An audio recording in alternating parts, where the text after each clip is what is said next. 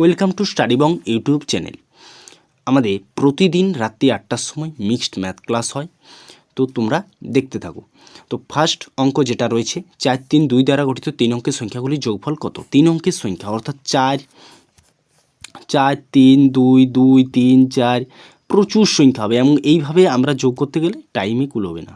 তাই আমরা short tricks কিছু ইউজ করব। এবং শর্ট ট্রিক্সটা কী না, যেহেতু পরপর এই সংখ্যাগুলি রয়েছে সেহেতু আমরা কি করব, সেই সংখ্যাগুলি একটি বন্ধনীর মধ্যে রাখব। 2 যুক্ত 3 যুক্ত 4 লিখে নিলাম এবং এটিকে কী দ্বারা, কোন সংখ্যা দ্বারা গুণ করব? 222 সংখ্যা দ্বারা গুণ করব। যেহেতু 3 অঙ্কের সংখ্যা জানতে চেয়েছে তাই 222 দ্বারা। তো এদের যোগফল কত? এদের যোগফল হচ্ছে 4, 3, 7, 8, 9, 9 গুণিত 222, 9 গুণিত 222 সমান কত? 1998। তো এটাই আমাদের উত্তর হয়ে যাচ্ছে। কি করলাম? প্রত্যেকটা সংখ্যা লিখলাম এবং এদের বন্ধনীর মধ্যে রেখে এদের যোগফল করলাম এবং যোগফলকে 222। এই 222 কোথা থেকে এলো না, এইটাই আমাদের এই শর্ট ট্রিক্সের ইউজ করব। 222 যখন 3 অঙ্কের সংখ্যাগুলির যোগফল জানতে চাইবে তখন আমরা 222 সংখ্যা দ্বারা গুণ করে নেব এবং আজ এটা সঠিক উত্তর কী হলো? 1998। পরবর্তী অঙ্ক আগের অঙ্কের মতোই 2, 4, 5 ও না 2, 4, 5 এবং 3 দ্বারা গঠিত 4 অঙ্কের সংখ্যাগুলির যোগফল কত? 4 অঙ্কের সংখ্যা যেহেতু আমরা আগের অঙ্কেই দেখে নিয়েছি যে কিভাবে এই অঙ্কটা করা যাবে।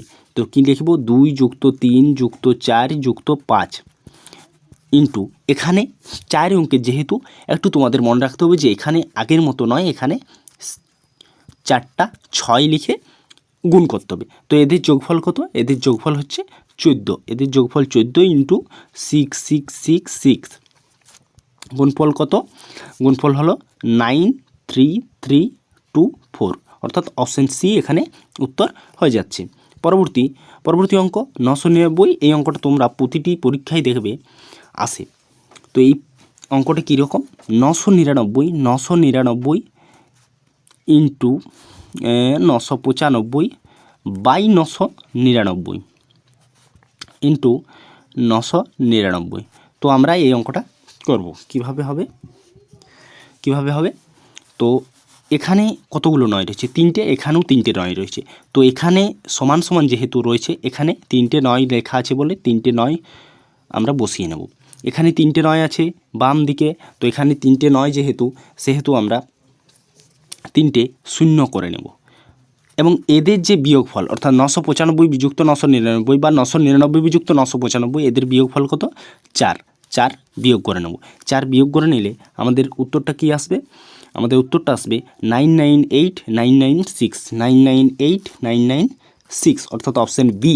তোমরা বিয়োগটা করে দেখে নাও, এখানে 998996, এখানে অপশান বি হয়ে যাচ্ছে। পরবর্তী অঙ্ক √6 প্লাস √6 প্লাস √6 ইনফিনিটি। তো এই অঙ্কটা আমরা কীভাবে করব?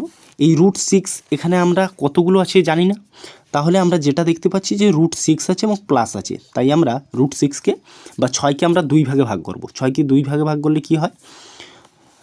2, 3, 6, অর্থাৎ 2 এবং 3। তাহলে আমরা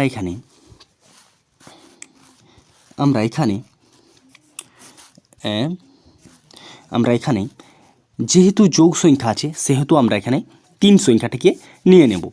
আর যদি এই জায়গায় বিয়োগ চিহ্ন থাকতো তাহলে আমরা কি করতাম? 2টিকে নিয়ে নিতাম। 6কে 2 ভাগে ভাগ করা যায়। 2, 3, 6, 3 2 6, আমরা যেটা খুশি নিতে পারি। 6কে 6 হয়, কিন্তু আমরা সেই সংখ্যা নিতে পারবো না। 1 এবং সেই সংখ্যা আমরা নিতে পারবো না, অর্থাৎ মৌলিক সংখ্যা নিতে পারবো না। তাহলে আমরা যৌগিক সংখ্যা হিসেবে 2 এবং 3কে পাই।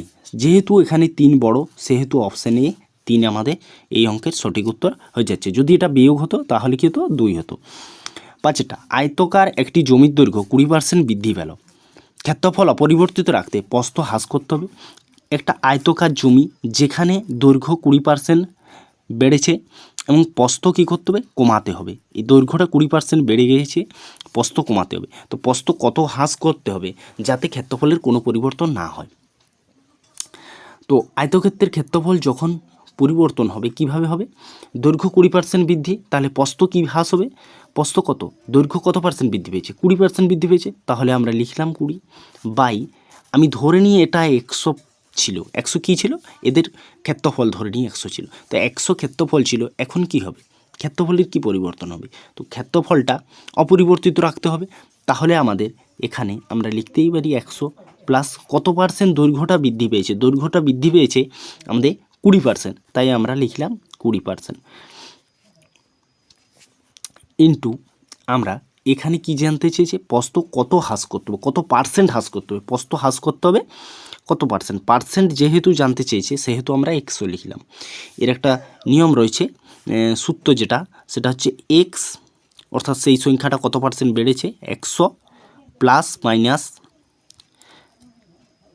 এক্স ইন্টু 100, এই সূত্র রয়েছে।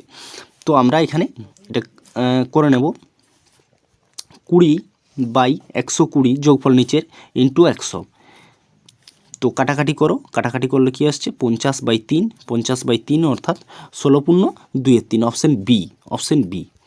তো পরবর্তী অঙ্ক কি রয়েছে? পরবর্তী অঙ্ক হোমওয়ার্ক রয়েছে, তোমরা করে নেবে। প্রশ্ন রয়েছে আয়তকার একটি ক্ষেত্রের দৈর্ঘ্য 20% হ্রাস পেলে ক্ষেত্রফল অপরিবর্তিত রাখতে প্রস্থ বৃদ্ধি করতে হবে। আগের অঙ্কের মতোই রয়েছে। তো আমাদের ক্লাস যদি ভালো লাগে তবে অবশ্যই লাইক, কমেন্ট, শেয়ার, সাবস্ক্রাইব করতে ভুলবে না। এবং আমাদের প্রতিটি ক্লাসের পিডিএফ পেতে আমাদের ডেসক্রিপশন বক্সে দেওয়া টেলিগ্রাম লিঙ্কে গিয়ে জয়েন হয়ে যাও। Thanks for watching.